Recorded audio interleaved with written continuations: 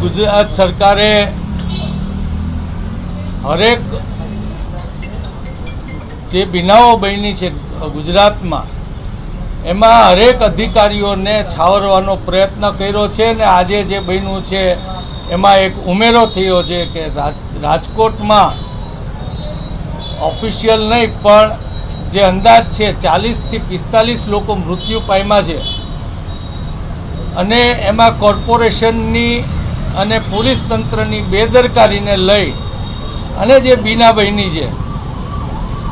એમાં આજે સરકારે એના ઉચ્ચ અધિકારીઓને ક્લીન ચીટ અપાવવાનું કામ ભાજપની સરકારે કર્યું છે। આજે જ અમે કલેક્ટરને મળી અને સ્ટોલ માંગ્યો હતો કે સરકાર એની વાહવાનો એક સ્ટોલ મેળામાં રાખી શકતી હોય રાજકોટના, તો અમે પણ એની જે બધી એનો ભ્રષ્ટાચાર છે, એના કૌભાંડો છે, જે લોકોને એના માટે ઉજાગર કરવાનું વિરોધ પક્ષ તરીકે અમારી ફરજ પણ છે અને માટે અમે સ્ટોલ પણ માંગ્યો છે ને એમાં આજે જેમ હરેક મુદ્દાઓમાં સુરતમાં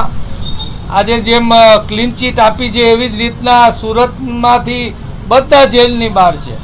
બરોડા કાંડના બધા જેલની બહાર છે, મોરબી કાંડમાં બધા જેલની બહાર છે। ત્યારે સરકાર આ ભ્રષ્ટાચાર લેનારાઓ છે એને થોડો ટાઈમ માટે અંદર કરે છે, પરંતુ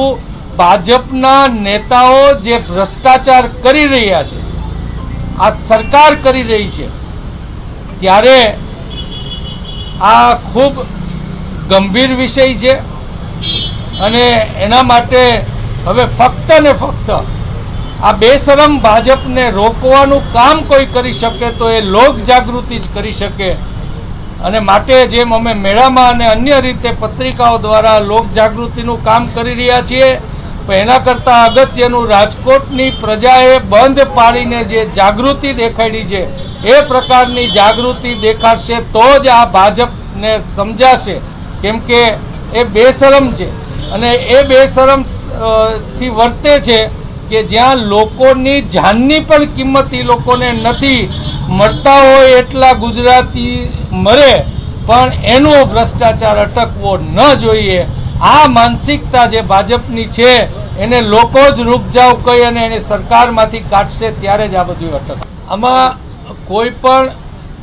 આઈએએસ કે આઈપીએસ ઓફિસરો છે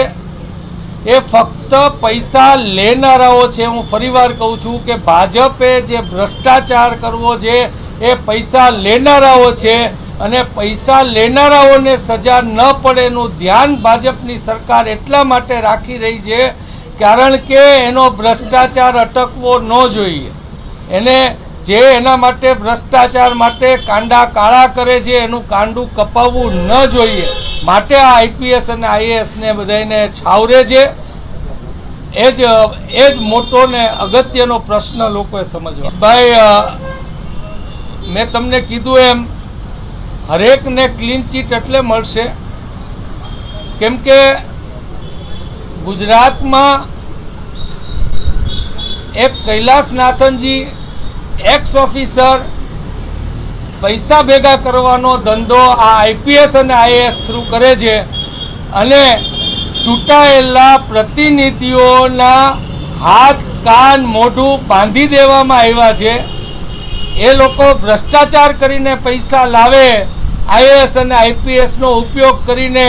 એ ત્યાં ભાજપને જમા થાય અને સીધા મોદીજીને પહોંચે, આ વ્યવસ્થાને ભાંગવાનું કામ લોકો જ કરી શકશે।